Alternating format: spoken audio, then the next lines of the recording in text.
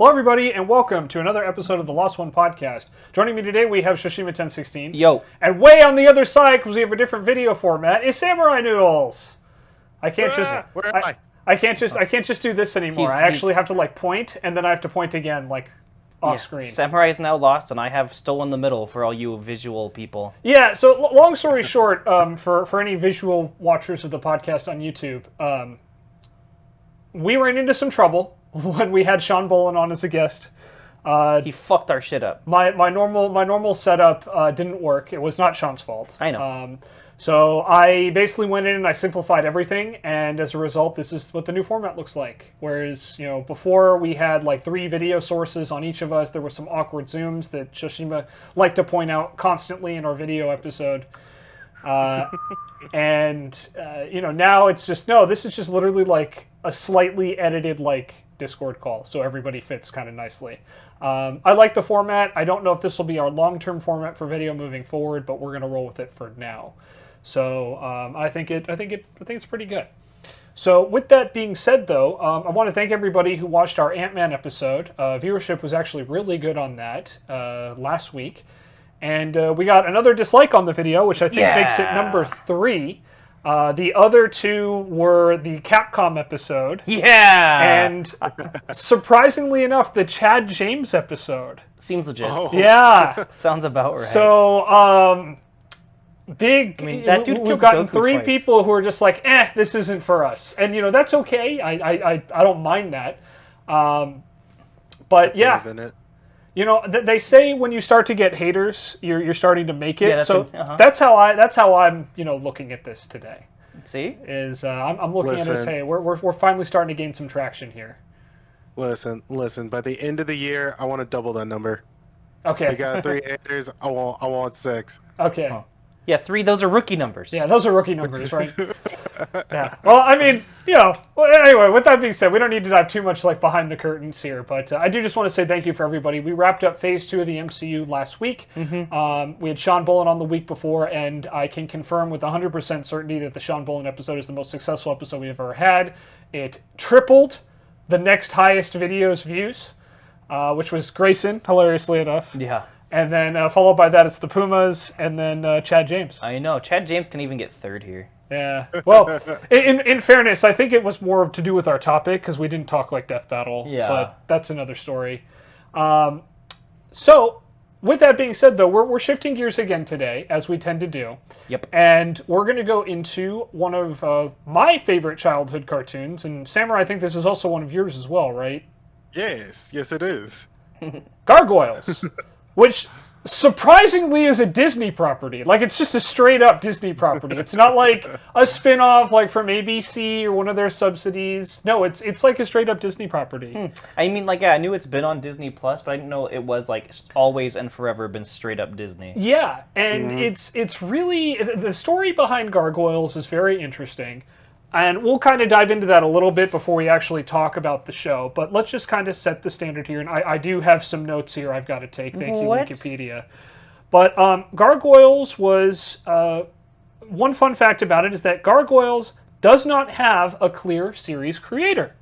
Oh, really? There are a couple people who have claimed the rights to being creator, but officially no series creator is recognized. There's no created by in the credits, which I thought was super interesting and something I didn't know about.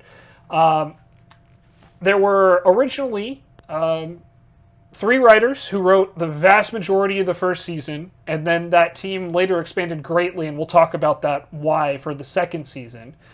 But Greg Weisman, I think that's how you pronounce his last name, is considered to be the father. He considers himself to be a creator, even though he was never officially credited, and he was an executive producer for the show for all 3 seasons. We'll talk more about his involvement as well, but for those that don't know, his most recent project is Young Justice. Oh, okay. So he's big into Young Justice, and in many ways, he's a very strong advocate. I actually recently followed him on Twitter lately, which I know dying platform. Threads is the new shit thing, right now. man. The new hotness. But I recently followed him on Twitter, and he has a way of elegantly telling haters to go fuck themselves. Okay. And I'm all for it. because he gets a lot of people who are like, oh, Young Justice isn't doing well because like it pushes like all these like non-binary, non-straight characters, and it does do a lot of that, but at the same time, as he points out, you don't have a problem with an interspecies relationship between a half Kryptonian, half human, and a Martian, but you have a problem with everything else in the weirdness. Like, okay, sure, but yeah. So anyway, big fan of his, and honestly, I don't think that's too surprising when you look at like a lot of the themes and the elements of Gargoyles. For a children's cartoon, it has very dark, mature themes. It tackles a lot of very complex issues, including what's known in wrestling as heel-face turns and face-heel turns. Turning good guys into bad guys and bad guys into good guys. I think I got that transposed, but you get the point. If they've been here long enough, they know. We've talked about it. As well as death, the afterlife, mythological lore, I still remember that. and betrayal. Lots and lots of betrayal. So it is, especially for its era, was very, very mature for a children's cartoon. And it favorably, at the time, and I think even to this day, is compared to Batman the Animated Series, which was also fairly dark and dealt with some pretty complex topics for a children's show. Which, funnily enough, apparently Bruce Timm is not a fan of Gargoyles. Really? Yeah. Which, that was like one of the biggest surprises to me. That like Bruce Timm, of all people, who wrote, Batman the Animated Series and, Project Zeta and Batman Beyond, didn't appreciate Gargoyles for what it was. Gargoyles is so good. Yeah. Maybe he was like worried about the competition or something at the time. I don't know. I don't think so, because... I mean, yeah, obviously everything else blew up for DC, but yeah. Yeah, but I don't know. It's weird. He just doesn't like it, and I thought that was very weird. He's one of the few like notable voices of dissent against Gargoyles.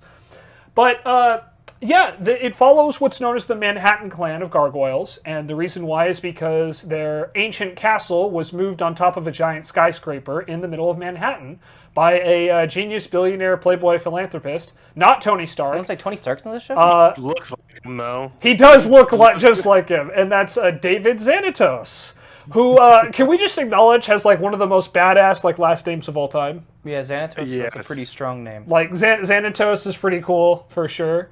I don't think you hear that name anywhere else. Not really, but also, I gotta say this. I really appreciate the little wink and the nudge by giving him the first name David when the lead gargoyle is named Goliath. Just, nice little wink there, subtle wink for the history nerds. And the show ran, as I mentioned, for 3 seasons, although the 3rd season was not reviewed well at all, and is officially considered non-canon by both its creators and by the fans. What is this, GT? You missed this discussion the other day, but I had with Raynella Star, but GT is apparently canon, but in another multiverse now established. So... yeah, that'll be another discussion when we ever do a Dragon Ball podcast, which we'll probably do multiple because there's a lot to cover there. A lot. But the idea is of the premise of the show can be best summed in Goliath's opening narration, which reads, 1,000 years ago, superstition and sword ruled. It was a time of darkness. It was a world of fear. It was the age of gargoyles. Stone by day, warriors by night, we were betrayed by the humans we had sworn to protect, frozen in stone by a magic spell for 1,000 years. Now, here in Manhattan, the spell is broken and we live again. We are defenders of the night. We are gargoyles. And I am so sorry that I do not possess the same dulcet tone of Keith David, the voice of Goliath.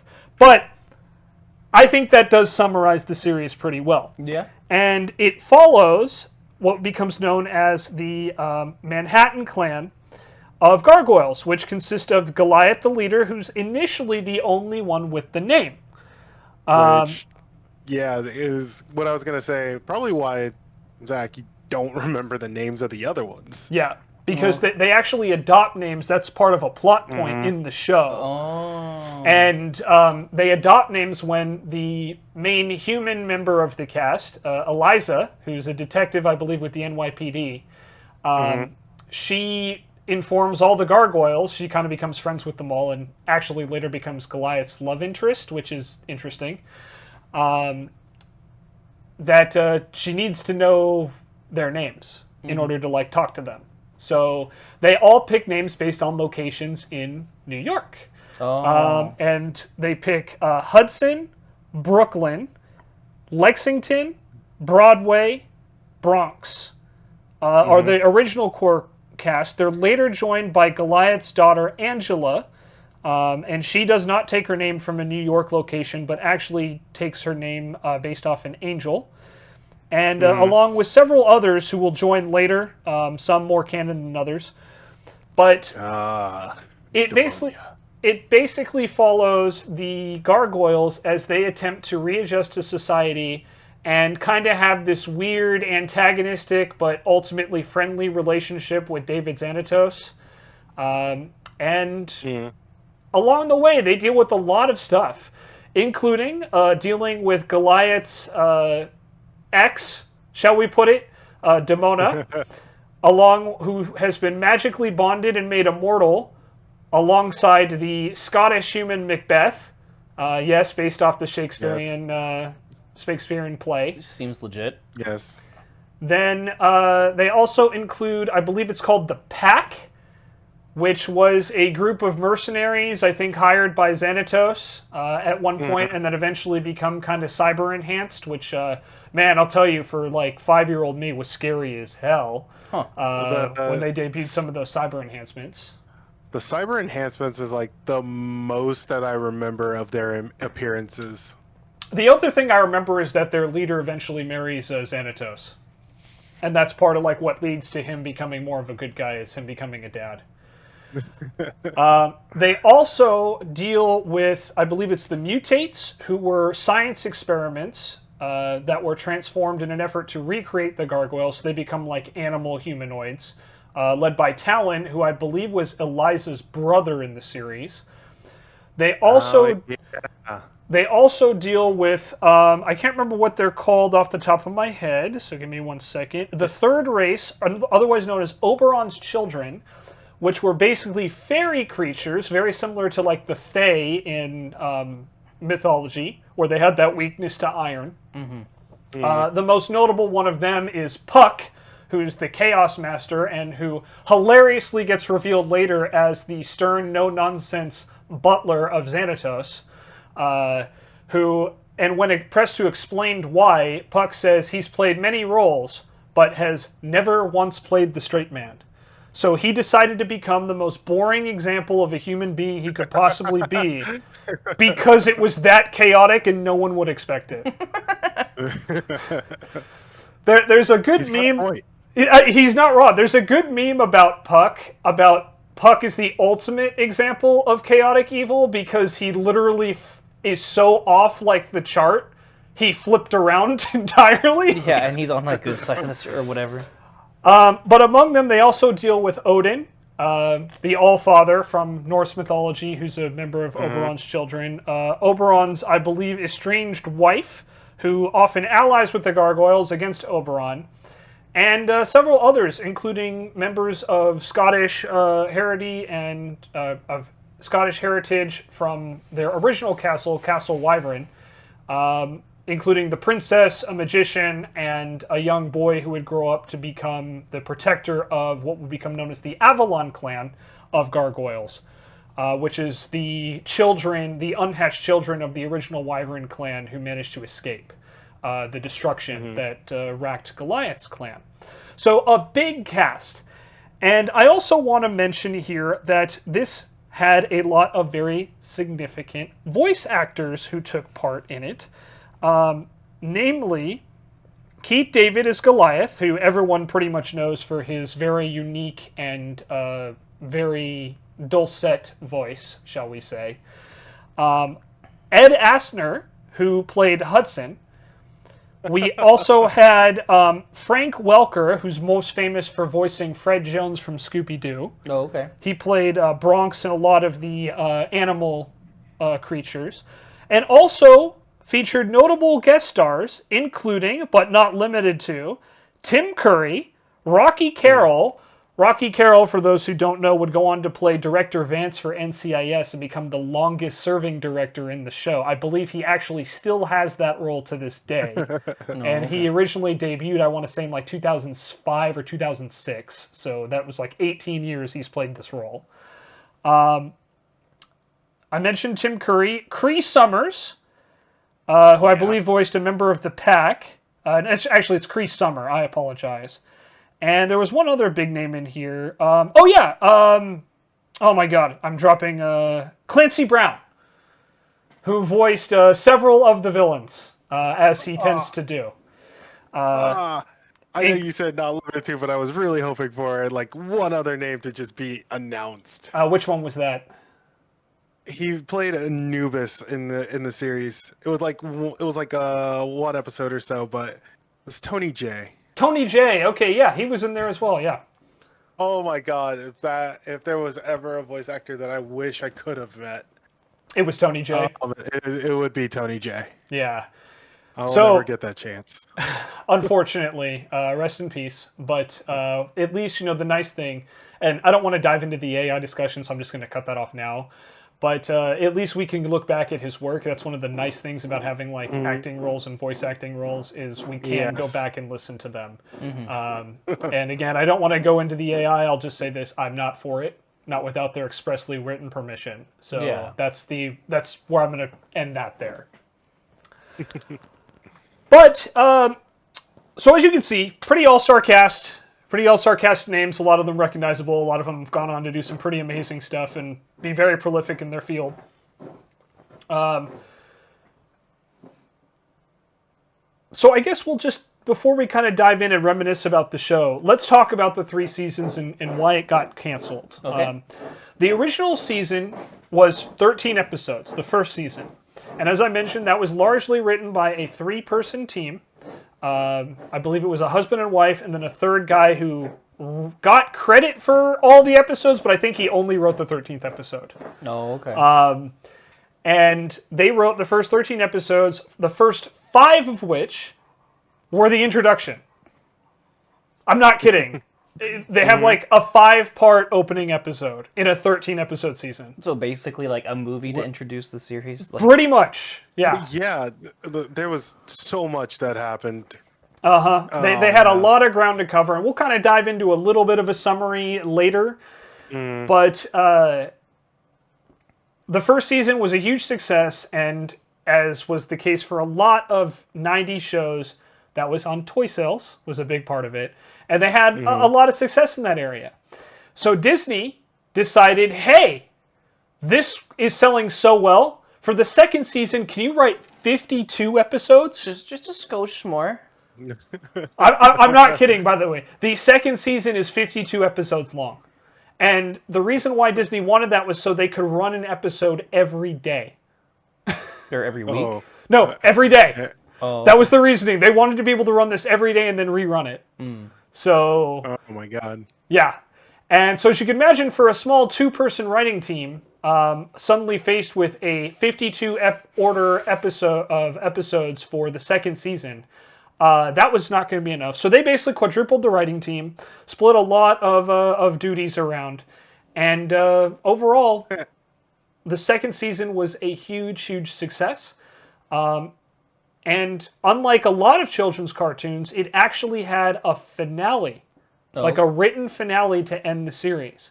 And the reason why is because as they were writing the last section of episodes, because they basically broke it down into like quarters, so they split it into like a fourth, and then had like the writing team split up that way. But what they ended up doing is as they were writing the last set of episodes, there was a big shuffle at Disney when the CEO passed away. And I believe one of the members of the Disney family, who was still alive at the time, and Eisner, got into a war of words. And so a lot of people who were loyalists to one part of the previous regime that supported Gargoyles ended up leaving to go found DreamWorks, No, okay. the animation studio. What ended up happening with Gargoyles then was basically the project lost all of its key supporters, and Greg Weisman, who it was his passion project and still is to this day, he still talked about it, was removed from the process for the third season.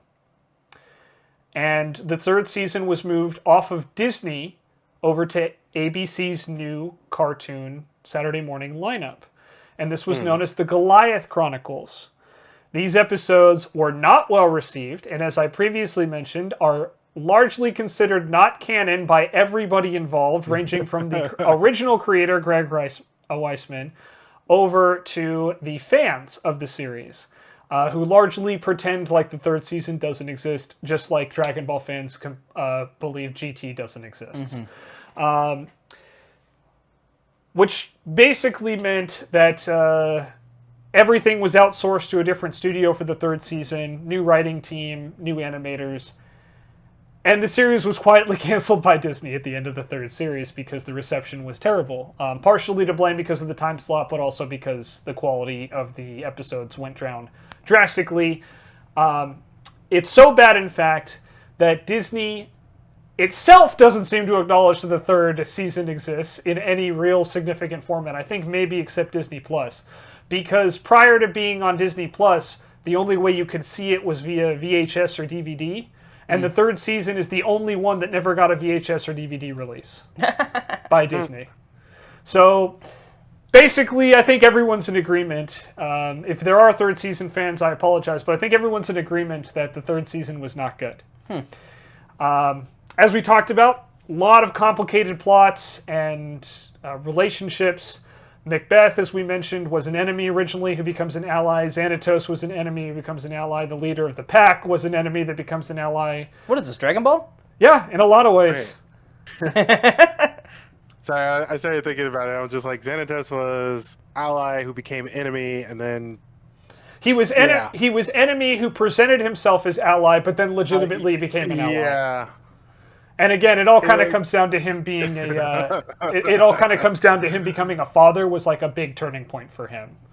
I mean, I feel like that'd be a big turning point for anyone's character. It would, but that's part of what made Gargoyles so unique at the time was that it showed that characters can evolve and change and become better.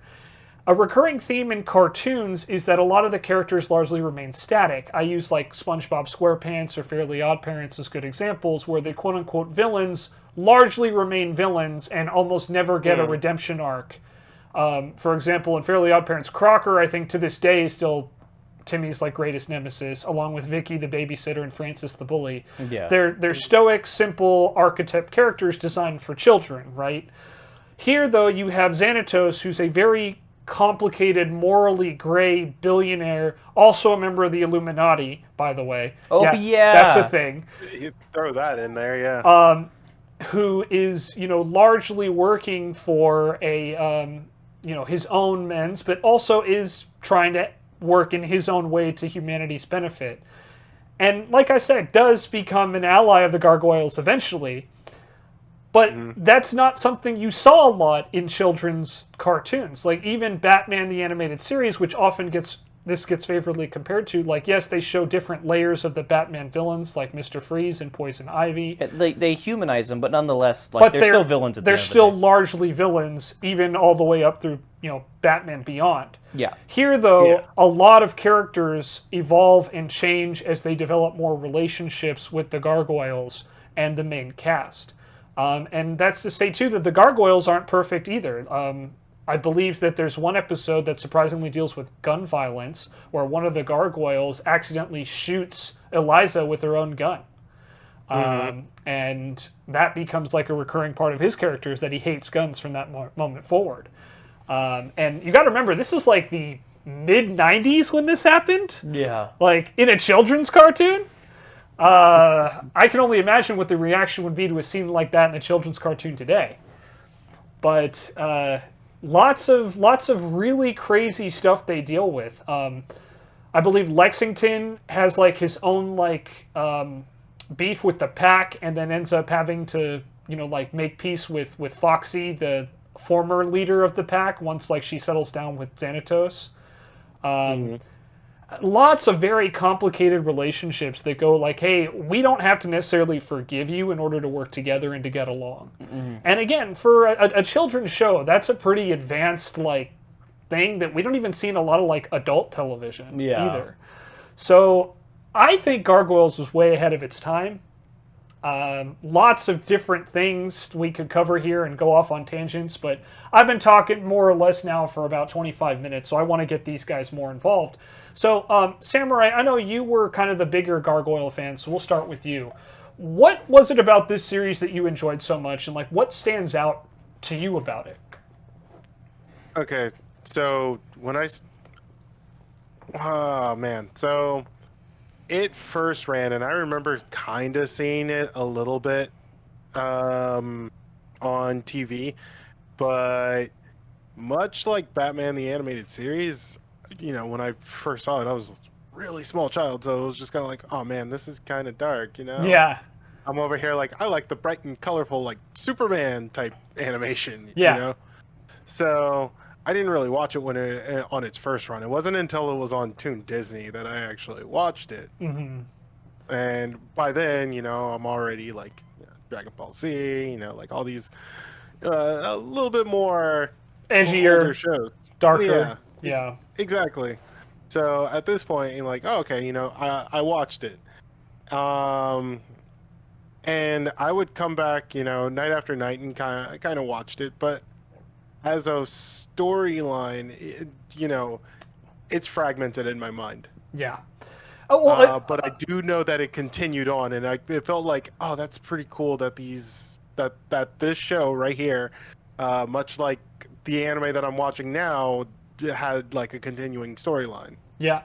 And that's also something that really set it apart from largely episodic shows at the time, is that they did have long arcing storylines. The Demona storyline, I think, lasts like literally 2 seasons. She plays a big part in the first season, and then somehow an even larger part. Like, you think, oh, her arc is like done. No, it's like, oh, hey, there's this whole like new layer to it that comes later in the second season, just as an example.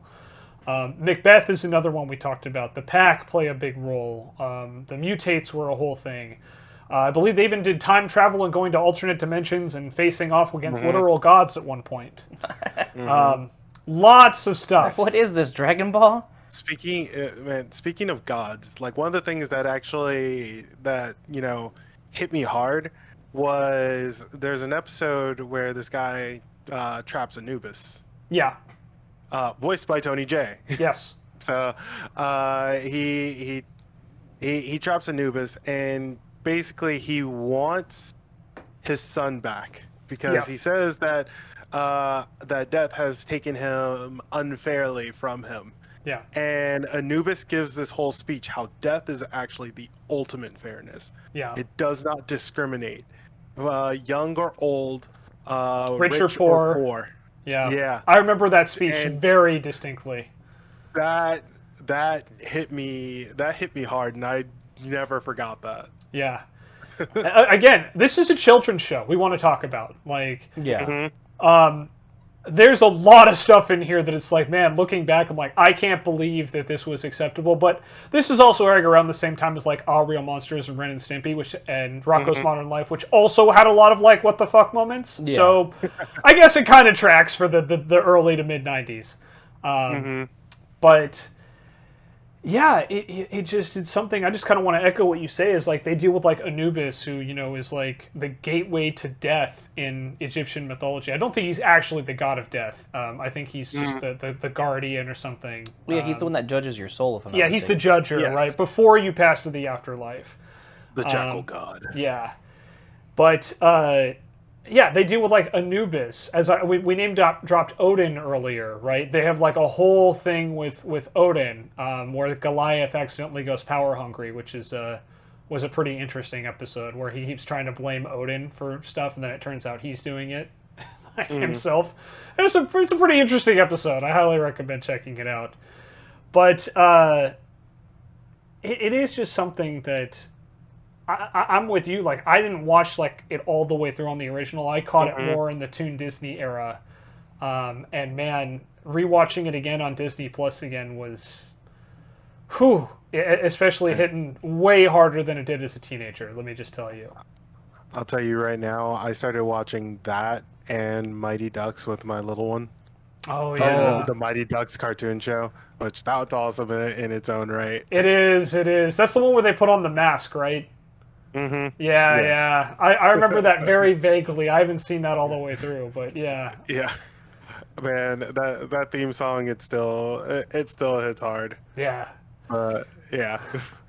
So, Sho, what was your experience? Like, we talked off air that you weren't really like the biggest Gargoyles fan, but you do remember the show. Yeah, no, I remember the show.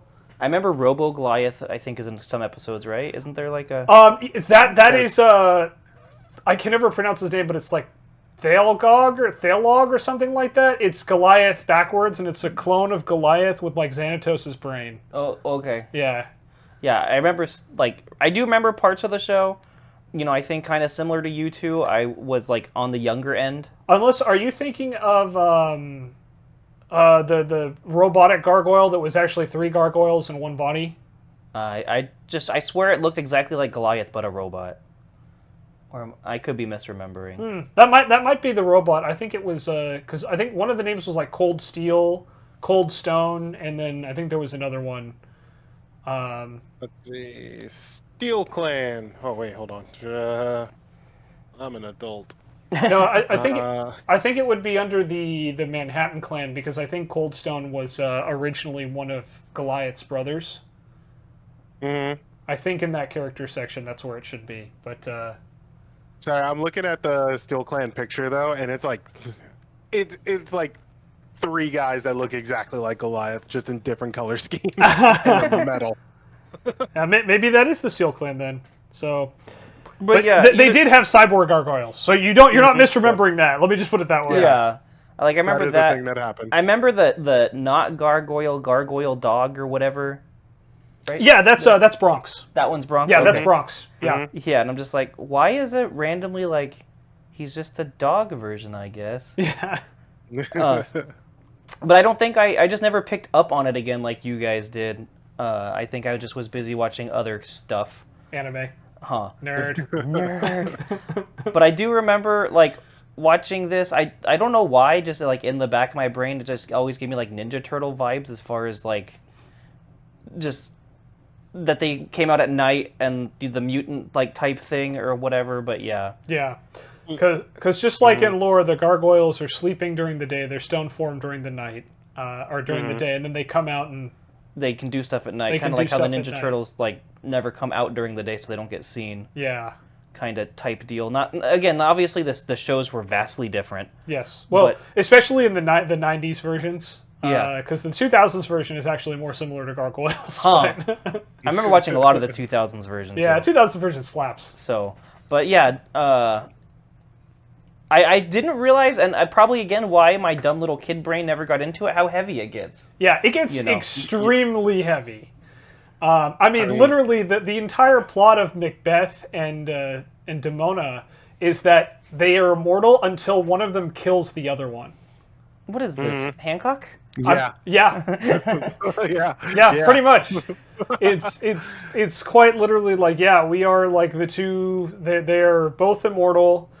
And yeah, just good times. Yeah, and good I always times. remember too, like they had the human female character, not to compare her to April, but nonetheless, like she was a strong female character that was like Eliza. Yeah, like the human Dude, she was a confidant. She was. Yeah, no, that's what I'm saying. I do remember her being like, even as being a kid, like she was a badass female character. She regularly took on like mutants and ninjas and cyborgs and magical creatures, like on the regular, and was like, I'm good. Yeah, this seems legit. Yeah.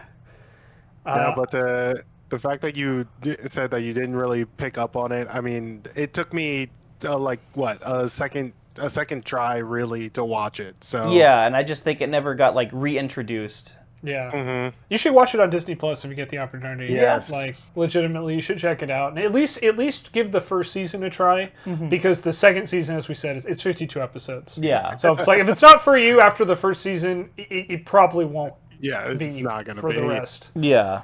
And you can just pretend the third season doesn't Yeah, I was exist. say, and if That's I fine. really don't like the second season, try the third season. That's what I heard. That's where it finally picks up. Can I talk about just how like dedicated Xanatos was? About, Absolutely. like okay, so it was just some urban legend that he heard, right? And this man took this castle, which what was it?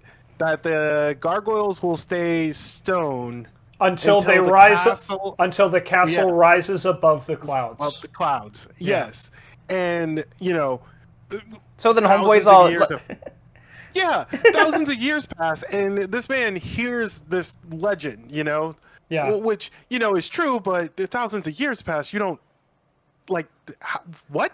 And he literally And he literally airlifts the castle on top of like a giant skyscraper in New York City, like from Scotland. Brick I feel like by you have... brick. Yeah. I feel like you have more money than brains at that point. Which is hilarious because Xanatos is considered to be the smartest character in the series. After maybe Thalog. Okay, but even so, like you have more money than brains. I mean, it came out to be true, so that was a gamble that worked. Yeah. I guess. So I mean, who's the dummy now, right? He Yeah, was right. Yeah. Who's the idiot now? I was right the whole time. Yeah. Could you imagine like talking to investors? Like, okay, this is what we're gonna do. We're gonna take this castle and put it somewhere else. Based off of some urban legend. Yeah. Like, Yeah. explain that. Yeah. That's what I'd love to be a fly in the wall in that board meeting. And man, I just imagine, like, this is all non-canon, obviously, but I just imagine, like, if the board pushes back, Xanatos says, "Fuck you, I have money." Yeah. Screw the rules, I have money. Yeah. Screw the rules. I have green hair. Oh wait, too much drugs. So, Xanatos is such an interesting character. He's such an interesting villain because he's not really an enemy of the gargoyles. Like, not really. Not in the traditional sense. He's not trying to destroy them. He gifts them the castle. He protects them for a while. And then eventually they decide, hey, we don't want to, like, live under your thumb. So they move into the clock tower, right? But he, like, literally moves their castle, tells them they can have it. He does kind of manipulate them a bit, but that's because he's trying to use them to, like, push his own ends. But he's not, like, a twirling mustache villain who, is, like, trying for world domination or anything like that. He is going for, like, immortality, but he's a member of the Illuminati, so he's already, like, one of the most powerful members on the planet. He's actually trying to, like, solve problems. Granted, his methods are questionable. Yeah. But his goal, like, throughout the series has always been for humanity, and he just saw the gargoyles as one opportunity to help him with that. And it does, like I say, after he becomes a father and, has a son, his attitude really does shift, and he becomes an outright ally of the gargoyles, like, helping them and supporting them from behind the scenes. Yeah. And again, like, it's just so interesting to me that they decided to put this in a children's show. Yeah. Because, again, like, a lot of children's shows, even to this day, they have a very clear, like, group of bad guys, like Team Rocket, for example, from Pokemon. We already talked, like, SpongeBob, like Plankton from SpongeBob. Yep. Mr. Krabs is part of it because he's, generally well-meaning, but he's greedy as hell, right? Yeah. Also voiced by Clancy Brown. But here it's like, no, your first villain is actually not like that evil. Yeah. Then you introduce Macbeth, who comes across as this big, scary Scottish immortal. No, it turns out he's an enemy of the gargoyles because he thinks Demona is aligned with them. And she was, because she was Goliath's partner until she betrayed them. And ended up betraying Macbeth, too. And... So is Demona just that bitch? That's what it sounds like.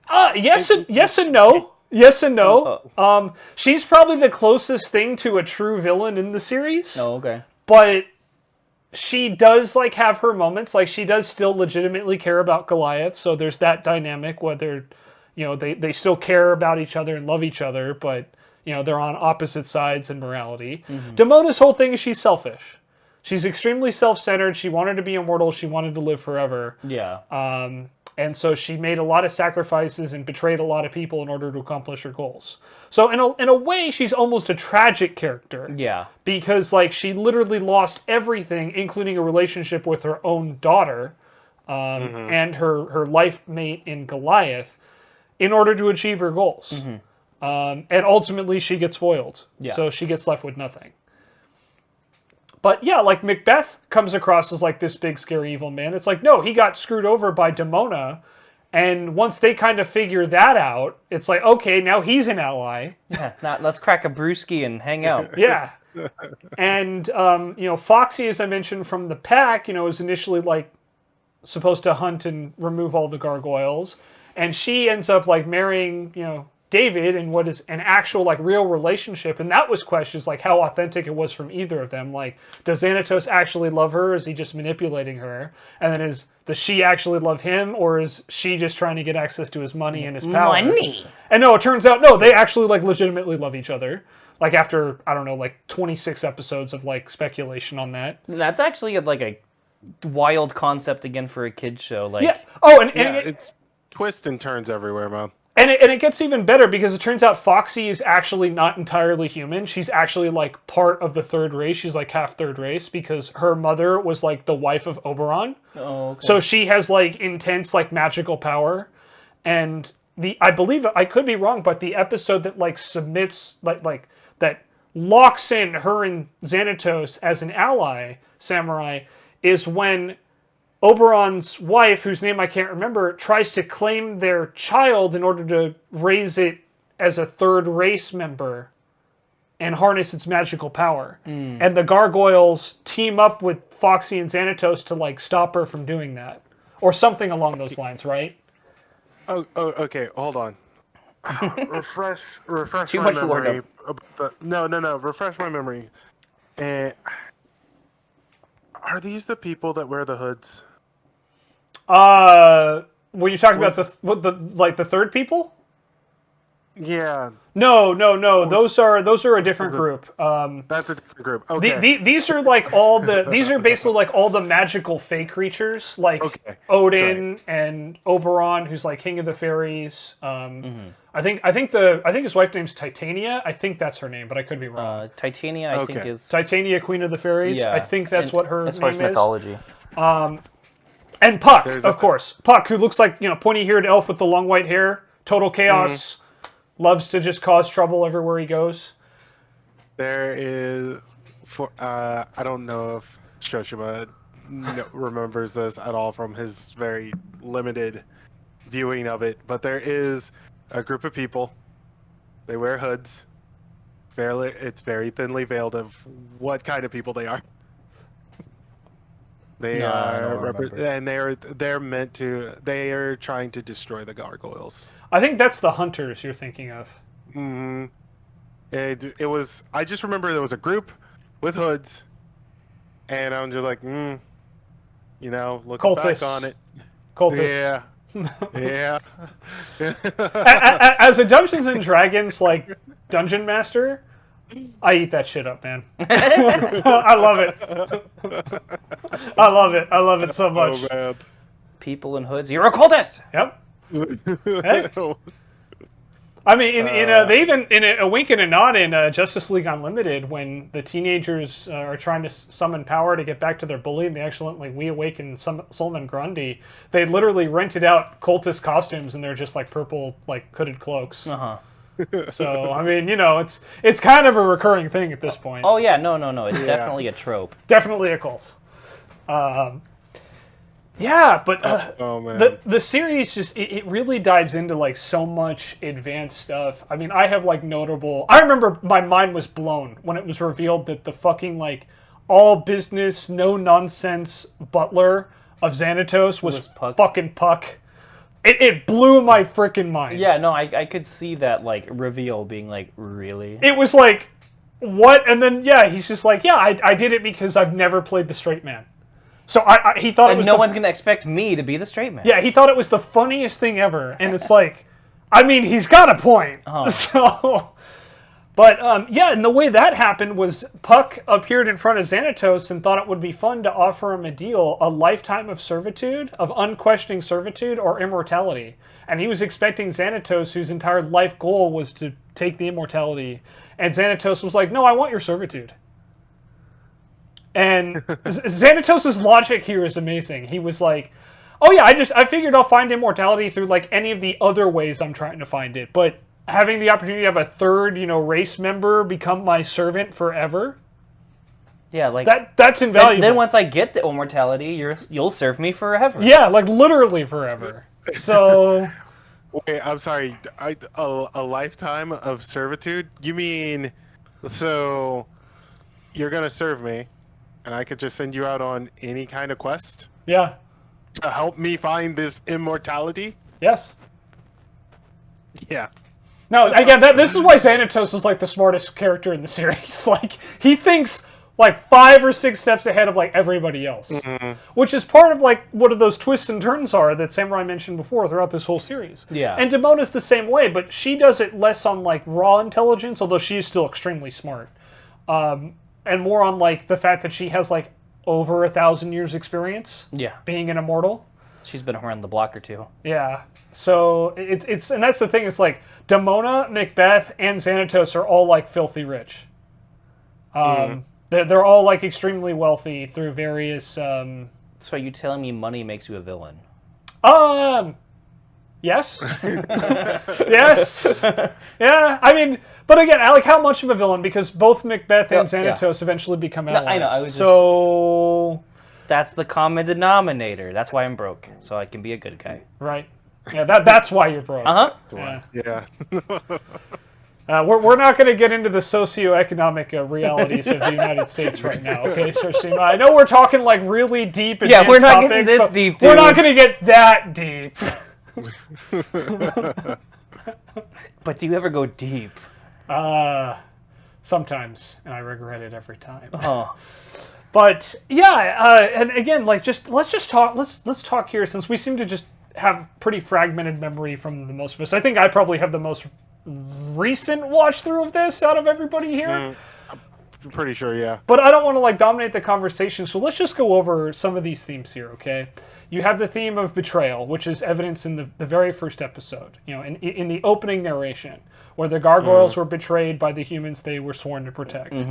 You then have magic is introduced because they're literally put into a spell to sleep until the castle rises above the clouds, right? So you have already betrayal as a theme and magic as a theme. We're dealing with gargoyles, so it's going to be fantasy, and it's going to be dark fantasy, just by the nature. You then throw in, you have this really weird love triangle between a lot of characters, like with Goliath, Eliza, and Demona, right? And then you also have a love triangle, which is pretty much like unrequited with Angela when she joins in, and the other 3 main characters, Brooklyn, Lexington, and name's escaping me at the moment. What, Bronx? No, Bronx is the pet. Bronx is the dog gargoyle. Broadway, thank you. I knew it was a name. I'm like, as soon as I was going to say, Broadway was the one who had the issue with the gun, by the way. Oh, okay. Yeah, it was the red one. Yeah, and then no, that's Brooklyn. Broadway is the bigger blue guy. Oh wait, you're right. Who's the heavier dude? Yeah. Because then there's one that's like an older guy, right? Yeah. Like an older gargoyle. Yeah, that's Hudson, who's the older former leader. Yeah, Hudson, and like each of the gargoyles too, like they get their own like moment to shine. Brooklyn, I believe, becomes like the secondary leader of the Manhattan Clan, like when Goliath is out. Lexington, as I mentioned, kind of has like this big adventure and this like huge rivalry with the Pack. And I think Brooklyn ends up, having obviously that gun scare, and I think he's involved pretty heavily with like the mutates. So like all of them kind of get their own like time in the sun. I was gonna compare their characters kind of like the Teenage Mutant Ninja Turtles, where Lexington feels kind of like the Donatello character. Oh, he is. He's the one who adapts to the technology the fastest. Like it's not even close. So yeah, he's definitely Donnie. I would argue that Brooklyn is probably Raph. Not that he doesn't necessarily have the same temper, but he is kind of the second in command, the one who takes over when the Leo is gone. And then that would leave definitely Broadway as Mikey.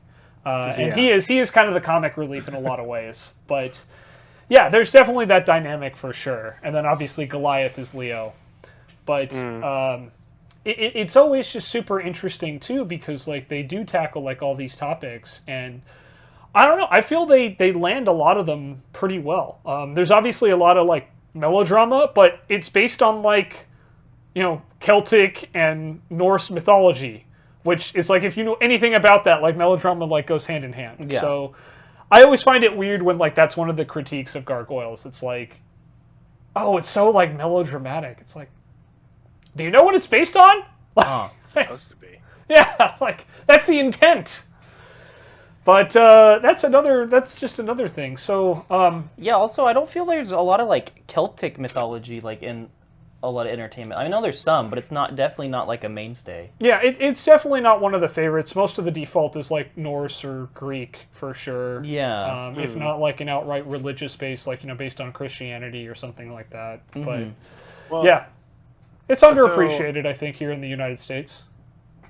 So like real life, where do gargoyles originate from though? That's a great question. I don't know off the top of my head. Like, I want to say that it's more of a Germanic thing. You might be right. I mean, I definitely feel, because like the Hunchback of Notre Dame dealt with gargoyles, right? And that was France. And that puts us near France. Yeah, so it's definitely Europe for sure. There are, there's a similar thing in Japanese culture with the Tengu. But that's not quite the same. But they do end up referencing that, I think, in the third season. They do really? like make that comparison where like there's a clan of gargoyles in Japan, and they're like referenced as Tengu, so it's pretty close. But yeah, I honestly, off the top of my head, I don't know exactly where gargoyles originate from, but I do know that they were popular in Europe. It's a European thing for sure. And yeah, it's interesting too, because again, like just for a children's cartoon, I mean, they deal with death, like the episode with Anubis, but they also have an episode where vengeful spirits are trying to drain Goliath's life force. That sounds metal. It's extremely metal. They deal with, betrayal and magic and sorcery. They also have a weird like time paradox with the Archmage, who seemingly falls to his death in the past, and then his future self intervenes and saves him. Wait, what? Yeah, I'm not kidding. That's like an actual plot point. God, I mean, like anything Demona does is like always super complicated, because like during the day she's like known as this super successful like businesswoman, because unlike other gargoyles, she has a spell put on her that instead of turning her to stone, turns her into a human. Yeah. Now that you mention it, that does sound familiar. So Macbeth does she just not sleep? Yeah, pretty much. She just doesn't sleep like ever. Macbeth is, as I mentioned, a successful business owner and has a pretty large family tree, and a lot of that family drama comes back in certain episodes. They involve time travel, where Brooklyn like literally travels through time, ends up coming back 40 years later, like with a wife and kids. Seems legit. Yeah. Shit gets whack, yo. And it's, again, this is all from a children's cartoon in the mid-90s. I just want to point out, again. Yeah, I think that's what's... It's not like... It wasn't slated as like an adult cartoon. Like, it was slated as like a children's cartoon on like children like TV. On the Disney Channel, and then eventually moved to ABC, but we don't talk about that. Talk about what? Which, I mean, it's basically just Disney anyway, so... Yeah, I mean, Disney owned ABC, so yeah. Yeah, but... Yeah, just... pretty wild to think about like all the different like topics that like even like nowadays, like even like the more adult oriented like animation shows, animated shows, they don't even deal with a lot of this stuff. Yeah, and we've only scratched the surface. I mean, they also deal with like illegal human experimentation. That's what the Mutates all are about. The questionable morality of science and like trying to advance her immortality. They deal with like the wealth gap, obviously, with like Xanatos and others who are just like so filthy rich compared to like the average person. Even Eliza herself is half Native American and half Nigerian. Oh, okay. So she is a minority in a position of power, in addition to being a female in power at a time when that was not normal by any stretch among animation. So yeah, Gargoyles was really pushing the boundaries well before a lot of other shows were in what was like acceptable and stuff like that, and delving into the complexities of like relationships. Obviously, like a big recurring theme in season 3 is the one that isn't very well reviewed, but I think one thing they did at least try to tackle was gargoyles are suddenly public knowledge, and now you have to deal with like the reality of like how humanity is going to react with that. Oh, okay. That sounds like a cool concept. It was a cool concept, not necessarily executed super well, but again, a lot of things, it had a good foundation to base off of after the first 2 seasons. Yeah. So, but it's just, again, like you look at this as a children's cartoon, and that's the main reason I wanted to talk about it, is because it does stick out as such a oddball in the best ways. Yeah. I think that was part of the problem, per se, is just that it was ahead of its time so much. I think so, yeah. Because I feel like a lot of people our age like will fondly look at Gargoyles, but it didn't get that like super huge mega success that it probably deserves, honestly. But yeah, I mean, I think it's safe to say that Gargoyles has more of a cult following. Would you agree with that, Samurai? I would definitely agree with that. Yeah. So this episode is definitely a sleeper episode, but I mean, that's what we do, right? We talk about nerdy shit and hope you guys will listen. yeah. But we have been going for just about an hour now. So, Samurai, do you have like anything else you kind of want to add or talk about before we kind of wrap up and go into final thoughts? Oh man, no, that one. That about covers it, honestly. Okay. I know I am still like on the rewatch with my little one. We still haven't gotten past like episode 5. Okay, so you're still in the first season. You're still in the introduction. Yeah, he's in the introductory. Yeah, you're still in the introduction. Well, I mean, and that's why that one feels like the most recent to me. I can always tell you the beginning of something, but we tend to fall off more so whenever we watch something. So yeah. Damn you, short attention spans. Shoshima, do you have any final thoughts on it? Yeah, I mean, as far as final thoughts, yeah, I think, like I just was saying, it was ahead of its time. I do think it did, like, at least in those first couple seasons, a lot of things that, like, nowadays a lot of shows, like, try to emulate, even though, like, Gargoyles isn't their direct inspiration. Yeah. And, yeah, I always remembered it as being, like, something cool and interesting, but just, yeah, a little bit too, like, heavy or, like, different for me, like, when I was first introduced to it. I think that's absolutely fair. Samurai, how about you, man? I mean, it was the same thing. It was too dark when I first saw it. Again, that kid, it was just like, back then my favorite superhero was Superman. Yeah. Of course I'm a little kid and I like bright and colorful things, and that show, the Superman animated series, was bright and colorful. Gargoyles was not. Yeah. And it is not. Yeah, considering most of it like has to take place during night. During night, shit yes. is black, and then like the character themselves will be like a color. Yeah. Which, I mean, hey, same with Batman, right? Yeah. But yeah, so but going through with the second rewatch, and talking about it right now, just kind of remembering every little thing. That's just like, oh yeah, I remember that. Like, I forgot the whole thing about Demona and Macbeth being linked. That was something that I just completely forgot. But I do remember Demona's character because he was kind of a bitch. She was that bitch. Yeah. Yeah. Like it was really cool just kind of going down memory lane here. Yeah, she was an excellent villain, Huh. and Yes. that's the thing about it is that she was a compelling, multi-layered villain, Huh. just like Xanatos, just like Macbeth. Like Yeah. there was a lot more to them than we initially thought.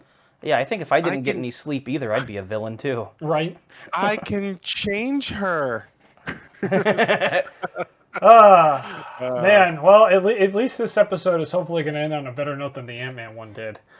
Um, but with that being said, yeah, I think that's the thing about Gargoyles is I feel to this day it was originally written and advertised as a kids show.